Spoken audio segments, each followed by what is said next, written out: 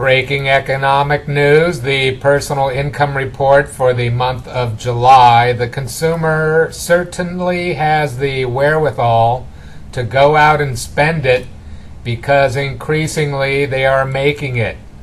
With their disposable incomes, that's after-tax dollars, soaring the last 4 months.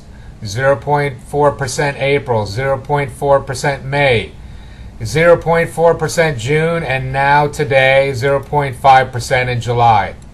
Let's set aside the arguments over stagnant wages and income inequality.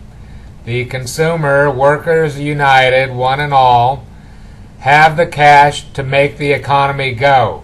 It's not just the 1%, the 99% have cash to go too. Let's make it real. Economics sometimes is a little too theoretical, as in unreal. We just learned yesterday in that fantastic 3.7% real GDP report that real consumption expenditures were completely normal, rising 3.1% in the second quarter. The second quarter ends in June, and today we have July data, and on the same measurement basis, if the third quarter ended in July, not in September, then real consumption expenditures are rising even faster at 3.4%. You cannot ask more from the consumer than that. This is additional evidence of some further improvement in the economy that the Fed has been waiting for to hut one, hut two, hut three, hike. For gosh sakes, enough already. Normal interest rates are hundreds of basis points higher from here. This is not an economy that is still on life support. The recession ended way back in 2009. The Fed will still have an easy interest rate policy in the year 2018 if they don't get going. What else? The Fed's preferred inflation measure, personal consumption expenditures, PCE inflation, for July is out. They prefer it because it is less than CPI inflation, we guess. Another reason to lament the economy is underperforming for policymakers, as if low inflation could possibly be something holding the economy back. PCE inflation is up just 0.3% year on year, and the Fed's target is 2.0%.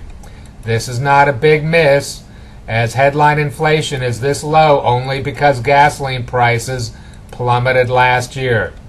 PCE inflation will go back up once the November, December, and especially January price declines go away in the personal income report due to be released in February next year.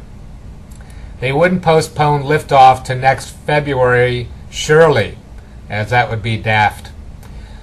What is core PCE inflation doing? Well, it rose 0.1% in July and is up 1.2% year on year, where core CPI is 0.6 higher at 1.8%. We told you they picked the most dismal inflation target that makes it look like they are far short of the 2% they want, their goal. Core PCE inflation is held down by lower medical care services inflation that has a bigger weight in consumer budgets than is actually the case. PCE core inflation of 1.2% is not evidence that inflation is dangerously low. Net-net, the economy has built up a huge amount of steam to push it forward in the months to come with the substantial cash reserves that consumers are holding. They are making it. Personal income is up 0.4% in July, the fourth consecutive month it has risen at this rate. Real consumer spending is strong, rising 3.4% the last 3 months ending July at an annual rate, even faster than the 3.1% real spending in yesterday's 3.7% real GDP report for the second quarter. This is not an economy that is still in the wake of recession and financial crisis. It does not need the support of the central bank. Don't ask when consumers are going to loosen their purse strings and start spending. They are already. The economy is great. Bet on it.